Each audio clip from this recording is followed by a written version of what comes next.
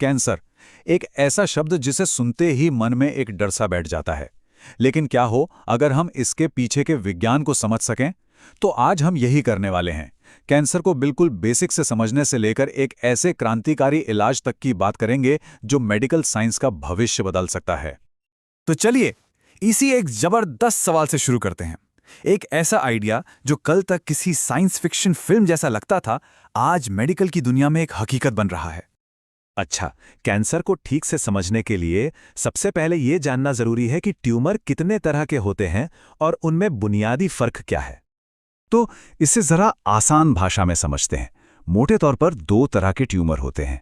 एक तरफ है सौम्य यानी बिनाइन ट्यूमर। इन्हें ऐसे समझिए जैसे एक कोई बहुत ही डिसिप्लिन ग्रुप है, एक ही जगह रहते हैं, धीरे धीरे बढ़ते हैं और फैलते नहीं हैं। और दूसरी तरफ है घातक यानी मैलिग्नेंट ट्यूमर। ये बिल्कुल उल्टे हैं, एकदम बेलगाम, और असल में यही कैंसर कहलाते हैं क्योंकि इनमें आसपास की टिश्यू पर हमला करने और पूरे शरीर में फैलने की खतरनाक काबिलियत होती है।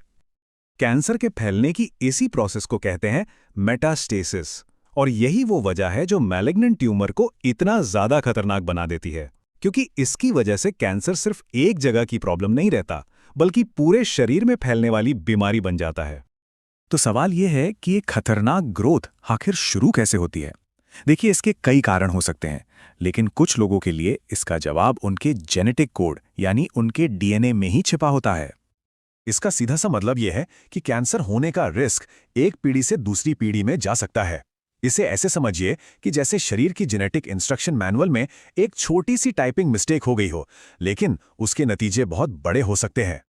अब इस जानकारी का मिलना बहुत बहुत बड़ी बात है, क्योंकि जब ऐसा कोई जेनेटिक वेरिएंट मिलता है तो उसका असर सिर्फ एक इंसान पर नहीं बल्कि उसके पूरे परिवार पर पड़ता है।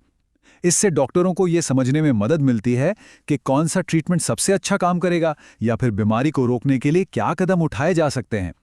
और तो और परिवार के दूसरे लोग भी अपने टेस्ट करवा कर अपने रिस्क के बारे में जान सकते हैं। लेकिन अब साइंस एक बिल्कुल नए तरीके से इसका मुकाबला कर रहा है। एक ऐसा तरीका जिसमें हमारे ही शरीर के इम्यून सिस्टम को कैंसर के खिलाफ एक बहुत ही सटीक और ताकतवर हथियार में बदल दिया जाता है। इस कमाल की नई थेरेपी का जो हीरो है वो है काइमेरिक एंटीजन रिसेप्टर, जिसे शॉर्ट में CAR कहते हैं।